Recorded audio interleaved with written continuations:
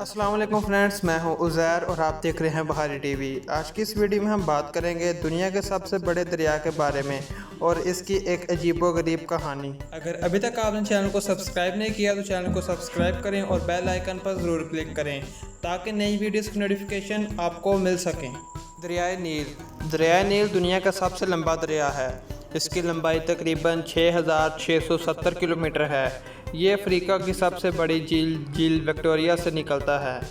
इस इलाके में बारिश बहुत होती है, लिहाजा बहुत घने जंगलात पाए जाते हैं। इन जंगलात में हाथी, शेर, गीदड़, जंगली भैंसा, हिरन, नीलगाय और दरियाई घोड़े, मगरमच्छ वगैरह पाए जाते हैं।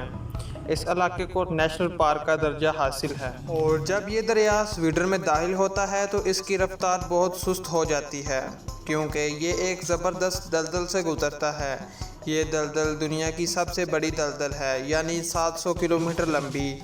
यहाँ एक किस्म की घास पाई जाती है जो पूरी दलदल पर छाई रहती है।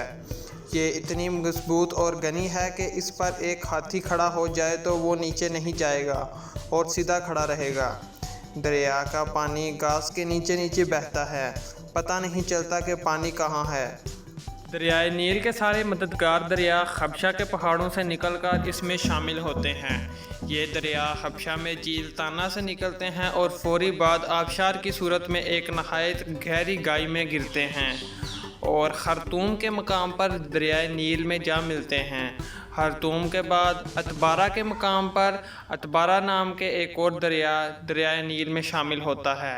ये भी हबशा के पहाड़ों से झील ताना के करीब निकलता है। खरतूम के बाद दरियाए नील में कई उतार यानी डाल जो एकदम नीचे उतरती हो आते हैं। ये तकरीबन 6 मकामात पे हैं।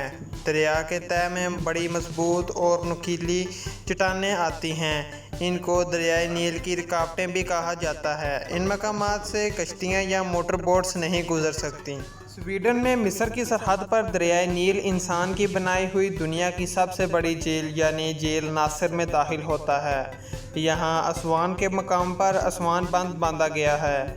इस बंद से दरियाए नील का पानी रुक गया है और एक झील बन गई है। इस बंद से आपाशी के लिए नहरें निकाली गई हैं और पानी को सुरंगों से गुजार कर इसमें से बिजली पैदा की जाती है। आसान बंद की नहर से दरियाई नील के दोनों तरफ 50 मील तक काश्तकारी की जाती है। सहरा से गुजरकर दरिया बहुत खामोश और आस्ता आस्ता मुख्तलिफ शाखों में बट कर सिकंदरिया के मकाम पर बहरे रूम में दाखिल होता है। दरिया की रफ्तार और पानी की कैफियत मालूम करने के लिए मिस्री लोगों ने एक पैमाना बनाया है। ये दरिया के किनारे एक कमरा होता है, इसे एनालोमीटर कहते हैं। इसमें एक सुरंग के ज़रिए पानी आता है। इस पैमाने से पानी की हरारत, रंग और कैफियत मालूम की जाती है। इसका साल भर रिकॉर्ड भी रखा जाता है। रिकॉर्ड से मालूम होता है कि यहाँ तक बयानी आएगी या नहीं।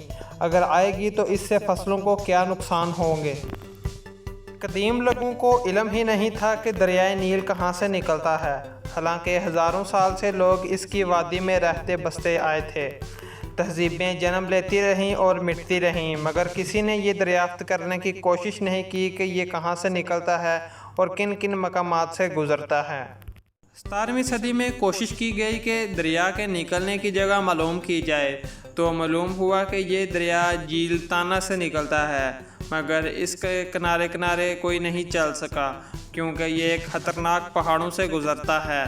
दरिया के तेज़ पानी ने चट्टानों को कुछ इस तरह काटा है कि वो दोनों तरफ दीवारें बन गई हैं और चट्टानी दीवारों पर से कोई नहीं गुज़र सकता।